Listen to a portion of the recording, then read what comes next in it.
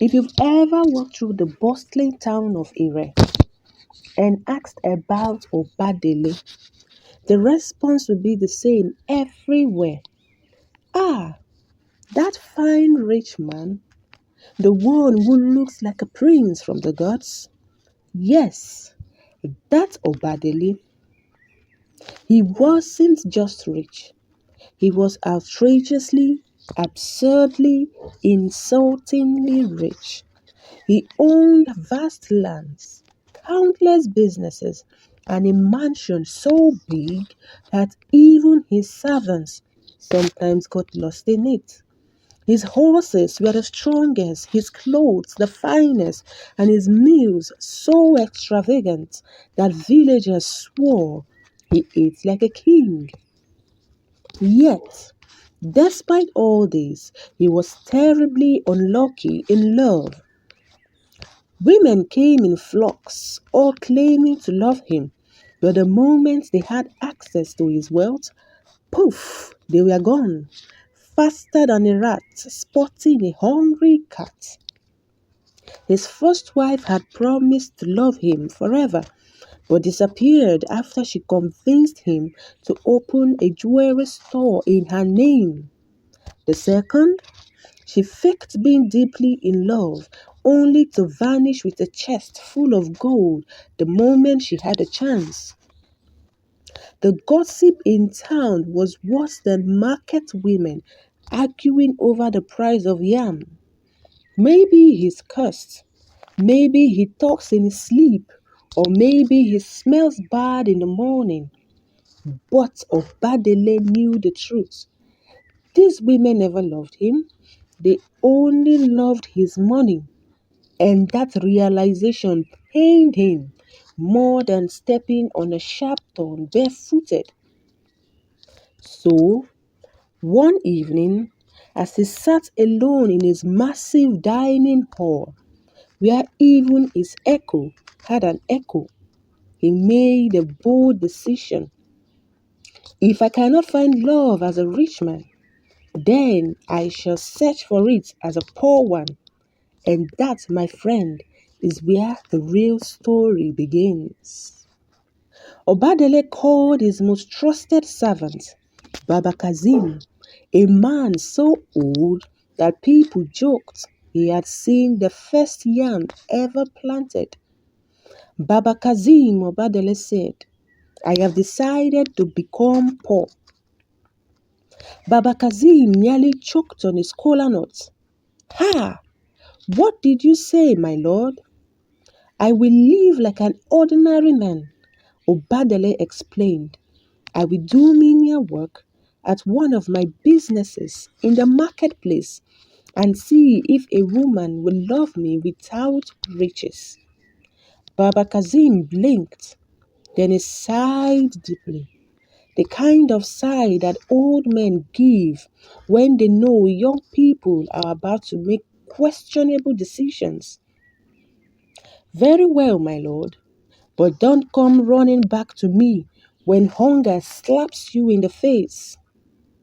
The next day, Obadele transformed himself. His shiny beard shaved off, his royal robes swapped for rags, his expensive perfume replaced with the natural fragrance of hard work and sweat. When he looked in the mirror, he barely recognized himself.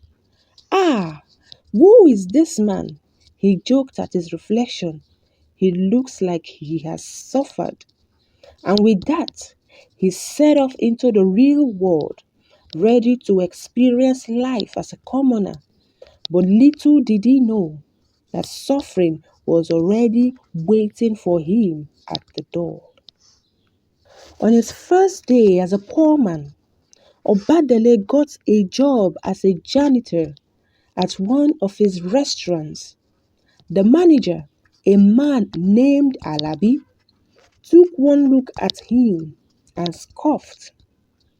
You look like you have never worked a day in your life. Obadele laughed nervously, thinking that Mr. Alabi may have recognized him. Of course, sir, I have. I once fetched water from my courtyard to my bathroom. Alabi just shook his head. Clean the floors, he told him. And so the suffering began.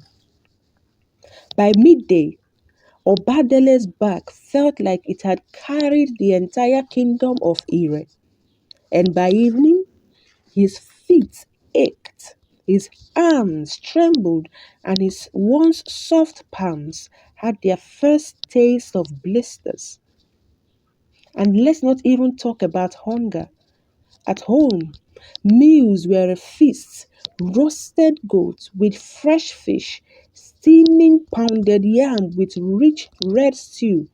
But as a poor man, his lunch was a sad, lonely piece of dry bread and water. By nightfall, Obatele collapsed onto his tin mat in the crowded workers' quarters, staring at the ceiling. I think suffering and I are becoming friends, he muttered silently as he slowly drifted off to sleep. But the real challenge was yet to come. One evening, after struggling to carry a heavy sack of yams, Obadele tripped and fell. The yams rolled in every direction, and the other workers burst into laughter. Look at this one, a cook joked. Even the yams are rejecting him. But as Obadele dusted himself off, a soft voice said, "Are you hurt?" He turned to see Adunola. She was a waitress at a restaurant with warm brown eyes, a bright smile, and a kind of presence that made everything feel lighter. Unlike the others, she wasn't laughing. She was offering him her hand. "You shouldn't carry these alone," she said. "Let me help." Obadele was shocked. A woman helping him? He was used to women expecting him to do all the work while they relaxed in luxury. "Thank you," he said, genuinely touched. And from that moment on, Adunola became his first true friend. As the days passed, Obadele noticed something strange. Whenever he struggled, Adunola was there. When he had no money for lunch, she shared her own food. When his muscles ached from hard work, she showed him how to stretch. And when others mocked him, she stood up for him. One day, he asked Adunola, "Why are you so kind to me?" Adunola laughed. "Because you look like you need it," she answered casually. He found himself laughing more with her. She had a way of making everything feel lighter, even his sufferings.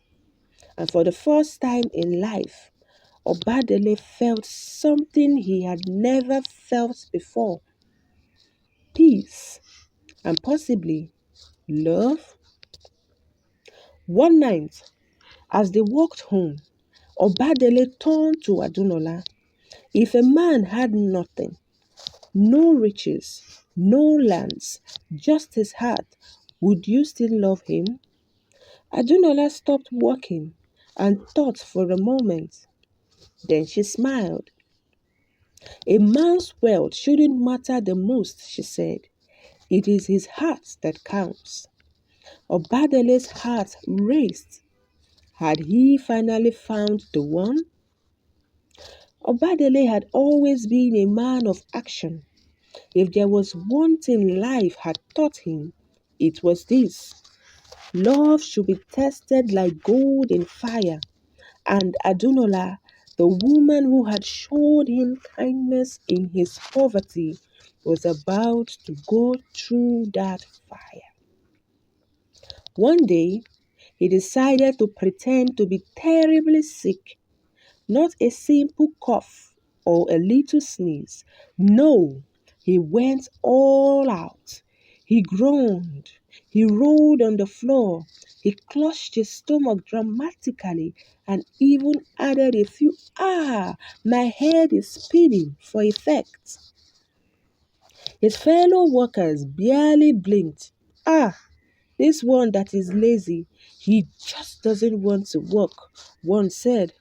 Let him roll there. Maybe the ground will comfort him. Another joked. But Adunola was different. She knelt beside him, her eyes filled with worry. Ade, what's wrong? My body. It feels like 1,000 spirits are dancing on my bones, he mourned, making sure to cough weakly for added effect. Without hesitation, Adunola helped him up. She gave him water, used her small earnings to buy him herbs, and even sat beside him all night to make sure he was okay. And for the first time, Obadele felt something that had always been missing in his life: genuine care. This woman, he thought, as she adjusted his pillow, she is either a guardian angel or a terrible investment planner, because why is she spending her little money on a janitor that is sick? That night, as he lay on his mat, pretending to be asleep, he made up his mind. Adunola had passed the test. She loved him not for what he had, but who he was. And now it was time to reveal the truth. Obadele had envisioned this moment for weeks. He pictured Adunola's reaction when he finally told her the truth. She would gasp, her eyes widening in shock. You mean you're actually rich? She would say. He would nod, dramatically removing his ragged clothes to reveal his royal garments underneath. In his imagination, there was a lot of golden light shining around him. She would run into his arms, weeping with joy. I loved you even when I thought you were poor. Now we can live happily after. Yes, that was exactly how it would happen. Except it didn't. The real scene was much, much different. Obadele invited Adunola to the grand mansion, telling her that a rich friend of his wanted to see her. She hesitated, but eventually agreed. When they arrived, the guards opened the golden gates, bowing as they greeted. Welcome, my lord. Adunola frowned. My lord? Why are they calling you that? Obadele chuckled nervously. You see, funny story. I may have forgotten to tell you something. The mansion doors swung open, revealing the breathtaking palace-like interior, marble floors, golden chandeliers, and sweet aroma of wealth itself. Adunola stopped working. Ade, whose house is this? He turned to her, took a deep breath, and smiled as he said, Mine. There was silence. Adunola just stared. Obadele smiled. Yes, I am actually the owner of the restaurant where we work. And not just that, I am one of the richest men in Ire. There was even more silence as Adunola continued to stare at him. He continued, I disguised myself as a poor man because I wanted to find a woman who would love me not for money. And Adunola, you have proven to be that woman. Adunola still said nothing. Now, this was not part of Obadele's vision. By now, she was supposed to be jumping with joy, hugging him, crying happy tears, but instead, she looked angry. She took a deep breath, then crossed her arms. So, let me get this straight. You lied to me. Obadale's smile faded. No, no, I just didn't tell you the full truth. Adunola narrowed her eyes. Oh, you mean you didn't tell me that you are a rich man pretending to be poor? That you let me share my little food with you when you could have bought the whole restaurant? Obadele swallowed hard. When you put it that way, it sounds bad. Adunola sighed deeply, rubbing her temples as if she was trying to calculate how much nonsense she had just listened to. You do realize I spent my last coin buying herbs for you when you were sick, right? She said, glaring at him. Obadele shifted uncomfortably. Ah, yes, he said in response. And you let me? Ah, yes, he answered nervously. Adunola's eyes twitched. Obadele, do you have a death wish? At that moment, Obadele realized something. Adunola was not impressed. Not one bit. Adunola did not speak to Obadele for 3 days. For someone who had survived extreme hunger, extreme labor, and the betrayal of gold-digging women, those 3 days were the hardest of Obadele's life. He sent her messages, no reply. He sent servants with gifts. They all returned, shaking their heads. He even went to her small house himself, but she would refuse to see him. Baba Kazim found him sitting outside, looking very miserable. The old man chuckled. Ah, the mighty Obadele, defeated by a woman. Obadele groaned, Baba Kazim, this is not funny. Ah, but it is. You tested love, and now love is testing you. Obadele sighed. What do I do? The old man smiled. You wait. If she truly loves you, she will come back. But if she doesn't, then, my boy, you have learned a very expensive lesson. Obadele didn't like that answer. On the fourth day, Adunola finally came.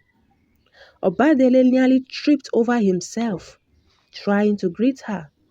Adunola, But Adunola raised her hand, stopping him. Before you say anything, I have one question.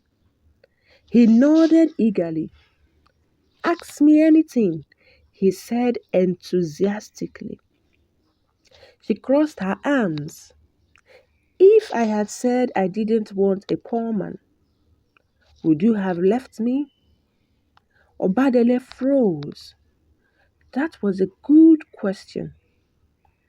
After a moment, he sighed. Yes, because that would mean you didn't love me for me. Adunola nodded slowly.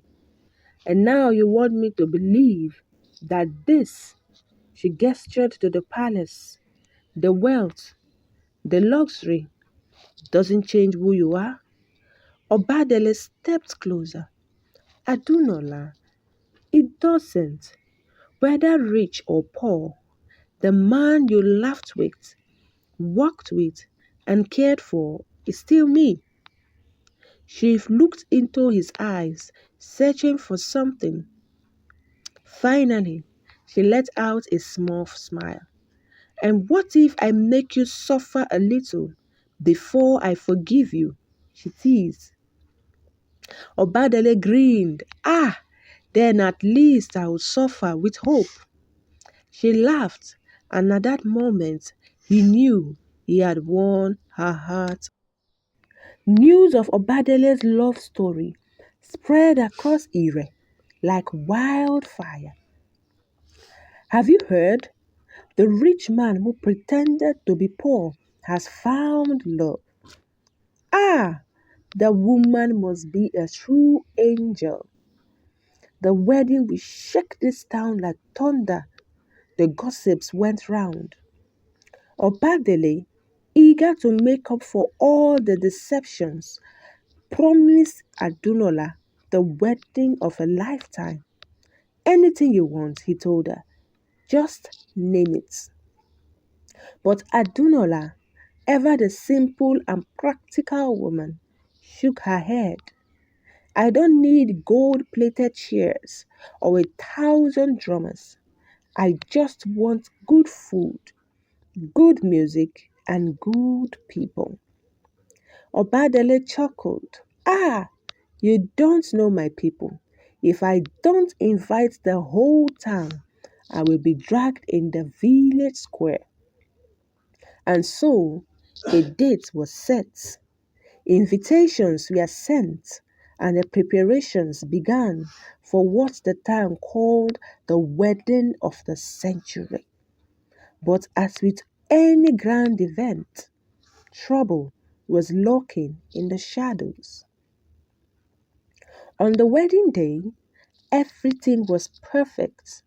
The venue, Obadale's grand estate, decorated with colorful fabrics and the finest gold trimmings. The guests, very important people from the kingdom and beyond, including chiefs, elders, and the villagers who showed up uninvited but pretended they had been invited. The bride, stunning, Adunola, walked down the aisle, her dress simple but elegant, her smile radiant. Even the birds seemed to pause and admire her. Obadele, standing tall in his royal robes, felt his heart swell. This is it, he thought. My sufferings had finally paid off. The ceremony was beautiful. The vows were heartfelt, and when the priest finally declared them husband and wife, the crowd erupted in cheers. Then came the feast. Ah, the feast! Mountains of jollof rice, rivers of palm wine, and roasted goat meat sizzling on open flames. Drummers played, dancers twirled, and everyone, both rich and poor, ate like royalty. And just when it seemed like nothing could go wrong, it did. Baba Kazim, the old white servant, had been in charge of the drinks. Unfortunately, he had underestimated the town's love for free wine. Midway through the celebration, a guest let out a loud wail. Where is the palm wine? Everybody turned. Empty barrels stood where full ones had been.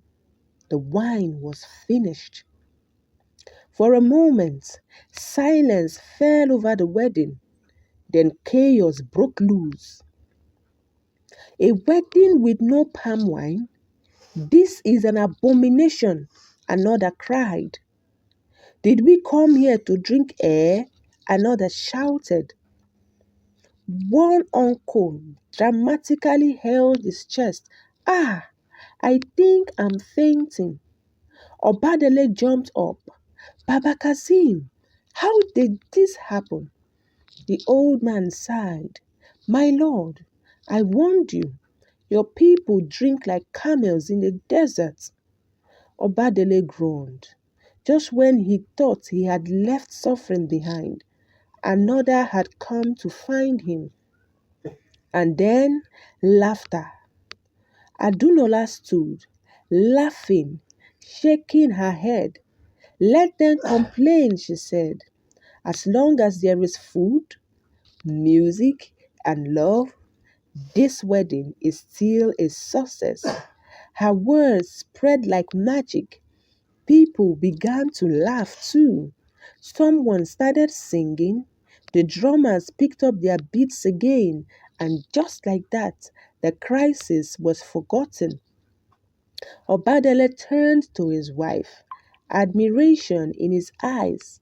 I don't deserve you, he said. Adunola grinned. No, you don't. But lucky for you, I love you anyway. And with that, they danced into the night, proving that in the end, true love, not riches or deception, and certainly not palm wine, was the greatest gift of all.